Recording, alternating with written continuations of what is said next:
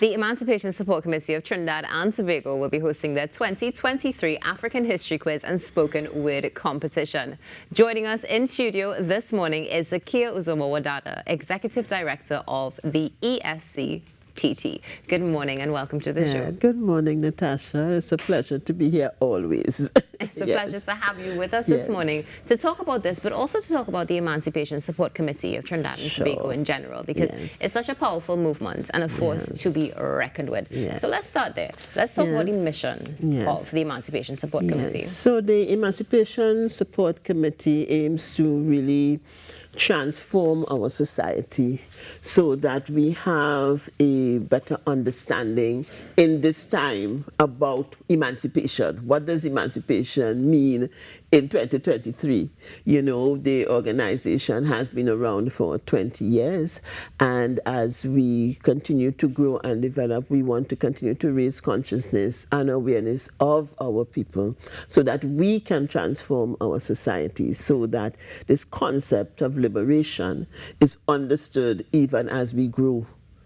You know, such as liberation of mind, is liberation of body, is liberation of spirit. You know, it's really full appreciation of who we are, even as the times change, you know, and we continue to understand what's happening within our environment and how we, as Africans in particular, fit into that space. Definitely. And before we get into the competition itself, let's talk about some of the other initiatives that the Emancipation Support Committee has had. And I mean, one of them happens right here in Trinidad and Tobago at TTT Limited. You know, I have to plug it, of course, on Talk City, talking about Indaba, but that's just the tip of the iceberg. That's right. Yes, you know.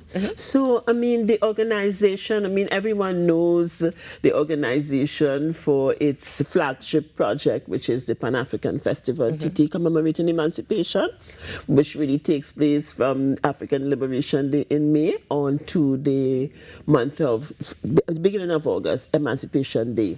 But we also, outside of that, we operate under a number of program areas, you know.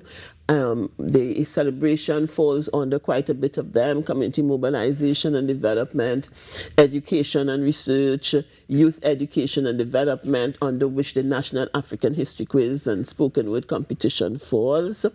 We also have a cultural program, a program advancing the human rights of Africans, and African Union and the Diaspora. Because we also, the organization, is the Secretariat for the Caribbean Pan-African Network, and we work very closely in that regard with the African Union Economic, Social and Cultural Committee and its Diaspora Directorate. And so we entrepreneurial development, and therefore that's why you see we work we work with entrepreneurs. We do a training workshop for them every year, and we provide an opportunity. And this year we were proud to provide an opportunity for over 200 entrepreneurs at the Emancipation Village. And we are going to give them another opportunity, not for the same amount, because it will be a smaller event at a Kwanzaa market that we're going to hold in December. So we'll talk a little bit more about that as it gets closer. And of course, now we are, as we approach African History Month, we do our African History Quiz as part of our Youth Education and Development Project.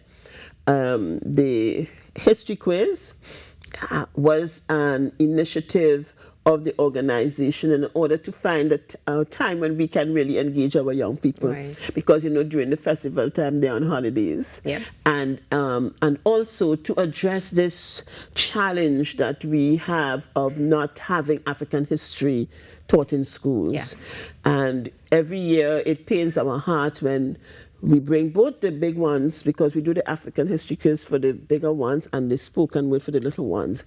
When we come and we try to give them context and tell them about their history, and there's so much they don't know. You know, it's really, really very painful as to the gap in our education system about our own history, because part of that, the history of the African heritage of the country, is the history of the country, and therefore it should be included in our history as the history of all peoples who live here. So we have that, so the quiz helps us to give the children an opportunity to learn a bit about that history. And the spoken word competition, we use calypsos or poetry and stories to educate the children. So now it's Africa. Now, for example, it's Calypso History Month. So that's why in the November, because this competition has 2 phases, sorry. The spoken word start, we do the preliminary round, but let me say the regional round in May, where we try to get schools from all over the country to participate. And then the best 25 of them are who you're going to see participating now as part of the national preliminary round of the competition. So what has participation been like so far when it comes to the quiz and to the spoken word competition? Well, it has been growing over the years, because it's also asking teachers to, again, put out some extra time to do, to work with the children. And it happens on a Saturday. So you need a really committed teacher who is willing to work with them to come out for the competitions, But it has been growing over the years. This year we've had 22 schools register for the National African History Quiz, and that's about like the max, because remember this competition takes place over a period of time, and we go from preliminary into quarter, into semis, and then the finals. And I too want to make a plug here for TTT for partnering with us over the years. We have been partnering with TTT for almost the full time that we've been doing this quiz, and making sure that we share it with the national public so that they too can learn from the information that the children are receiving. And then the spoken word, this year we have 25 young children from about 8 to 10 primary schools. Again, this is really good, and the schools come from all over the country.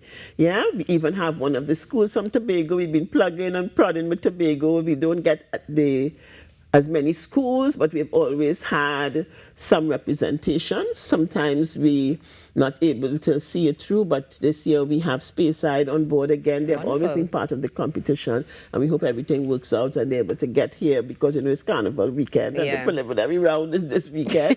So I know the teacher is having some challenges, but we hope all works well and they will be here. And balance with work and play. You can work and then you can play Nobody challenges the traveling. It's not they're not being able to come, it's the traveling, getting tickets to come, and then to make sure they return home. Okay, so they're coming across the Trinidad.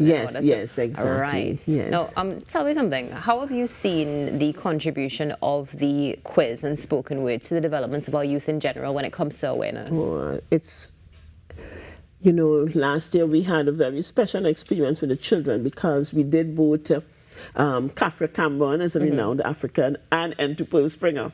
And they were locals, and they were both present at the finals. And the children were so overwhelmed to be able to speak to these persons directly after reading their stories.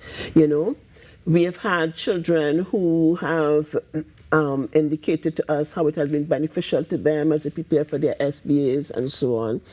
There are children who feel so much better about themselves when they learn about the history of persons whose names they would have heard and understand their contribution. We also do a general knowledge section where we tell them about the panorama winners over the years, Calypsonians that would have won competitions, road march, and so on. And then, we try to blend in the fact that it is around Calypso History Month as well. And so we have a Calypsonian as a renowned African every year. We include a pan tuner as a scientist every year. So they have, and this year in particular, because August 11th was declared World Steelman Day, the whole of the science section deals with all our pan tuners over the years, who we call scientists. So they have Bertie Marshall and to Anthony Williams, Dave Neville Jules, all of the great pan tuners over the years are in the booklet this year, so they can trace that development from Spree Simon up until we had, I think the last one would have been the captain of Desperados. Why doesn't he want me to say his name? The Hammer. But you know what? Rudolph Charles. So they have that whole history there to see in their booklet. And yes, and then they have one female, which is Marian Rock, who was actually the woman who has contributed to the technology that facilitates Zoom. Oh, wow. Yes, Marianne Rock. Marianne Crook, sorry, I don't know if you've heard of her. Yes, I have. Yes, this is incredible because these are things that you really don't learn in school. That's right. And these are the things that children need to know. That's right. And to see yourself as well. It makes a difference to know that I can achieve anything. That's right. So I've heard you talk about science, we've spoken about history. Yes. And I'm sure there are some other categories. So they in this do quiz. African historical events. Okay. Because we want them to understand Africa before enslavement. Yeah. Because, you know, the perception is that our history began when we became enslaved, you know, so there's an Africa before that. So we do all the different empires, but we also highlight critical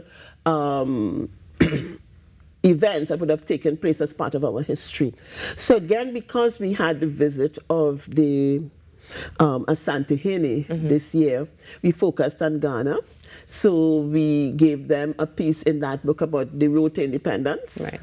We also spoke in there about freedom rides in the United States of America, which of course, of which one of our own, Kwame Ture, was a participant in the freedom rides. Then that section, they also learned about Fort George. Again, connected them with the visit of the Asante Hene and understanding how long that connection has been between us and Ghana. And we also introduced them to, we do retentions in that section as well. So the retention, is in the general knowledge section, where we look at, for example, we looked at place names that were named after African countries like Sierra Leone, and Belmont used to be called Freetown at one time, which is the capital city of Liberia. And we have Sobo Village, and we have all of these places, Majuba Crossroads. These are places that are named after places on the continent. So they see that connection. And then we look at retention, so we look at capoeira and stick fighting, so they get to understand where this African martial arts originated. Those are things that we have retained as part of our history. Something so beautiful. So it's really interesting, the booklet. So it is divided into 4 sections. As I said, the African historical events, general knowledge. So we look at flags from different countries and we give them information about different African countries, you know, that they should know what those countries are well known for, who have the highest mountain, who have the biggest, longest rivers, and so on. And so they have a wealth of information. And so each team has 5 students. Okay. You see, so that they can divide the booklet. And so each person should come versed in one section of the booklet. And then it's played as a game. The competition is a game. And it is actually a tic-tac-toe game. So they have to be both strategic, because they're trying to get tic-tac-toe, because if you get tic-tac-toe during the game, you get an additional 50 points. So while they are answering questions on a board, depending on which question they choose, then they would get either their X or O, depending on which team. And of course, whoever wins tic-tac-toe while they're playing there. So we are teaching them to be strategic. They're learning how to work as a team. Yes. And they are also, you know, learning how to appreciate, you know, their own history. Absolutely amazing. I wish we could have more time to talk about this, but we do have some footage to share with you, Trinidad and Tobago, of what has happened and what you can look forward to at the African History Quiz, and of course the spoken word competition that's taking place thanks to the Emancipation Support Committee of Trinidad and Tobago in collaboration with Republic Bank Limited, the power to make a difference program. Now, Zakiya, I know you're going to be back with us. Thank you for being here this morning. That's right. Looking forward to learning about the Kwanzaa village that's going to be coming up, and much more. Okay, thank you so much. It's a pleasure. Trinidad and Tobago, Zakiya Uzoma-Wadada, the Executive Director of the ESCTT, talking about the African History Quiz and spoken word competition coming up. Let's take a look, and right after that, we'll have a short break.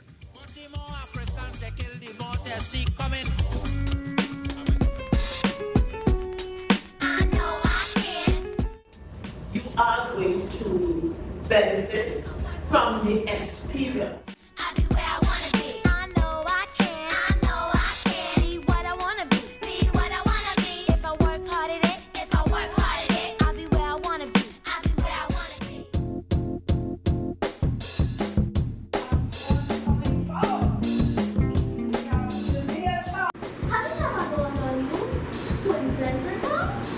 Well, I asked you to join me.